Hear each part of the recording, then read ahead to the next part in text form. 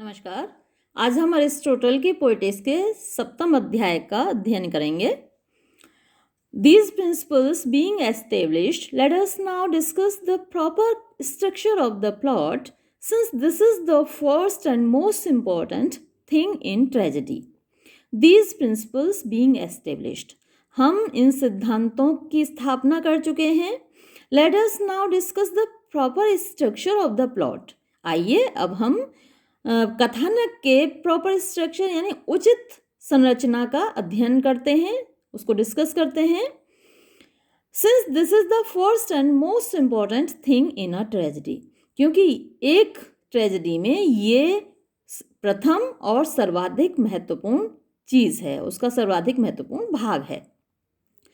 Now, according to our definition, tragedy is an imitation of an action that is complete and whole and of a certain magnitude. Now, according to our definition, अब हमारी परिभाषा के अनुसार tragedy is an imitation of an action that is complete. Tragedy प्रस्तुतिकरण है एक action का जो कि संपूर्ण है, एंड कंप्लीट एंड होल, वो इसका मतलब भी संपूर्ण ही होता है, मुकम्मल है कोई चीज, end of a certain magnitude, जिसका एक निश्चित आकार है, जिसकी एक निश्चित लंबाई है।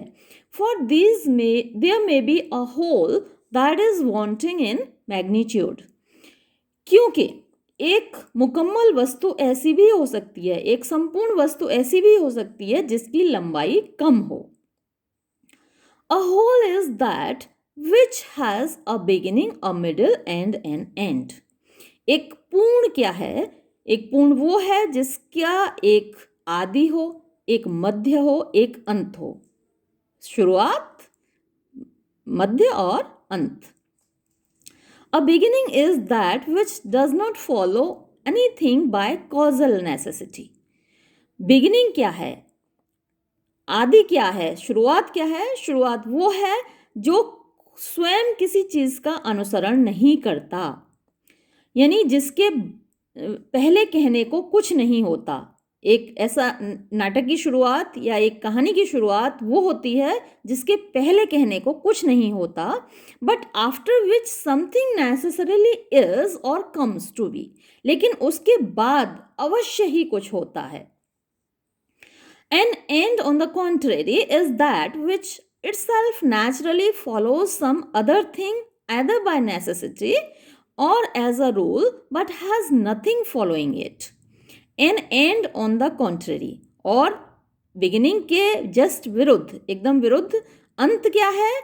अंत वो है that which itself naturally follows some other thing, जो स्वयं अवश्य ही किसी चीज का अनुसरण करता है लेकिन जिसके बाद कुछ नहीं होता, यानी अंत वो है, एंड वो है जिसके बाद कहने को कुछ नहीं बचता। A middle is that which follows something as some other thing follows it. एक मध्यांतर क्या है? एक मध्य क्या है? जिसके पहले भी कहने को कुछ होता है और जिसके बाद भी कहने को कुछ होता है, जो स्वयं किसी का अनुसरण करता है और जिसका अनुसरण भी कोई चीज करती है, वो मिडिल है, वो मध्य है। A well-constructed plot, therefore, must neither begin nor end at haphazard. एक well-constructed plot, एक अच्छी तरह बनाया गया कथानक, एक अच्छा निर्मित कथानक, therefore must neither begin nor end at haphazard. एकदम अचानक से ना प्रारंभ होना चाहिए और ना ही अचानक से उसका अंत होना चाहिए, but conform to these principles, बल्कि उसको इन सिद्धांतों का पालन करना चाहिए। Again a beautiful object, whether it be a living organism और any whole composed of parts, must not only have an orderly arrangement of parts but must also be of a certain magnitude, for beauty depends on magnitude and order. Again a beautiful object, एक सुंदर वस्तु, whether it be a living organism और any whole composed of parts, चाहे वो एक जीवित प्राणी हो या और कोई मुकम्मल वस्तु जो कि कंपोज्ड ऑफ पार्ट्स यानी भागों से मिलकर बनी हो, अवयवों से मिलकर बनी हो, must not only have an orderly arrangement of parts, उसमें ना केवल उसके भागों का उचित अरेंजमेंट हो, उचित व्यवस्था हो, व्यवस्थित रूप से लगे हों उसके भाग, उसके अवयव, but must also be of a certain magnitude, बल्कि उसका एक निश्चित आकार भी होना चाहिए। For beauty depends on magnitude and order, क्योंकि जो सुंदरता है वो आकार और व्यवस्था पर निर्भर करती है। Hence, a very small animal organism cannot be beautiful. अतः एक बहुत छोटा लिविंग ऑर्गेनिज्म, एक बहुत छोटा जीवित प्राणी सुंदर नहीं कहा जा सकता। For the view of it is confused, क्योंकि उसका जो दृश्य है वो बहुत ही भ्रांतिपूर्ण होता है। The object being seen in an almost imperceptible moment of time, क्योंकि उस प्राणी को, उस वस्तु को बहुत ही अल्प समय में दर्शक देख लेता है। Nor again can one of vast size B beautiful, और ना ही एक विशाल आकार का प्राणी सुंदर कहा जा सकता है। For as the eye can not take it all at once, क्योंकि आंखें उसको एक बार में नहीं देख सकती। The unity and sense of the whole is lost for the spectator. दर्शक के लिए एकत्व का जो भाव है, पूर्णता का जो भाव है, वो समाप्त हो जाता है, खो जाता है।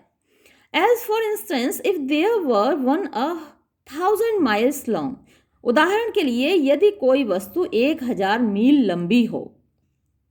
As therefore in the case of animate bodies and organisms a certain magnitude is necessary, जैसा कि जीवित प्राणियों के विषय में हम कह सकते हैं, जानवरों के बारे में हम कह सकते हैं कि उनके लिए एक निश्चित आकार आवश्यक है, and a magnitude which may be easily embraced in one view, एक ऐसा आकार जो कि एक बार में देखा जा सके, एक दृश्य में अंगीकृत किया जा सके।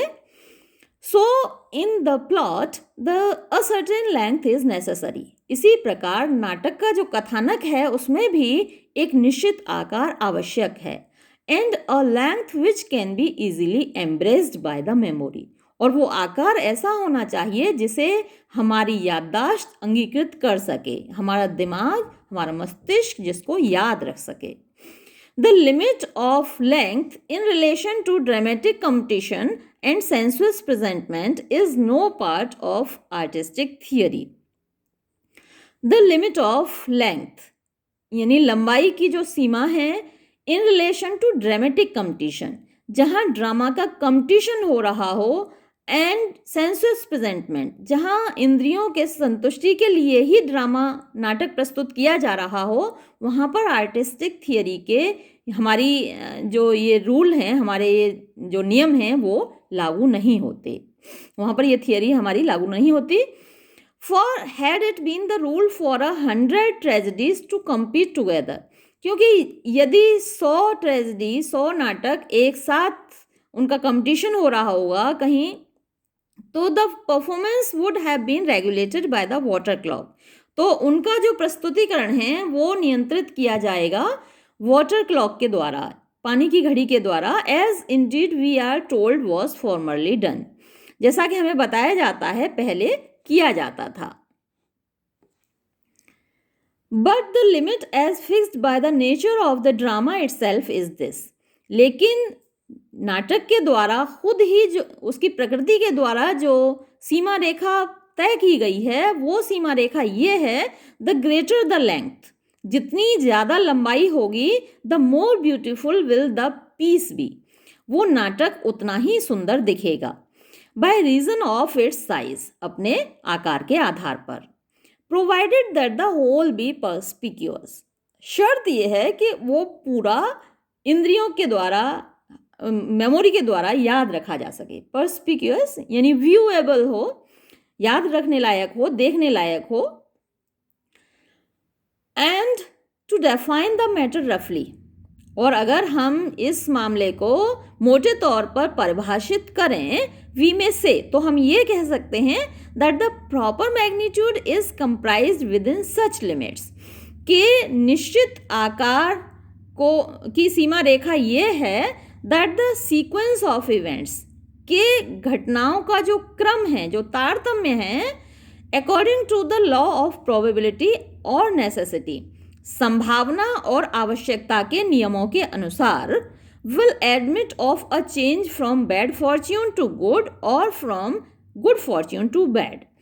वो परिवर्तन दिखाया जा सके, उन घटनाओं में परिवर्तन दिखाया जा सके, समृद्धि से दुर्भाग्य की ओर या दुर्भाग्य से समृद्धि की ओर, प्रॉस्पेरिटी से एडवर्सिटी की ओर या एडवर्सिटी से प्रॉस्पेरिटी की ओर परिवर्तन दिखाया जा सके लॉजिकली, तार्किक रूप से।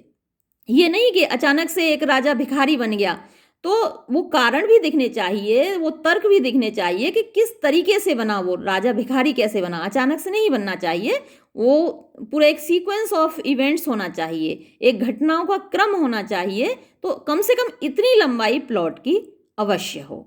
यहाँ ये अध्याय समाप्त होता है। धन्यवाद।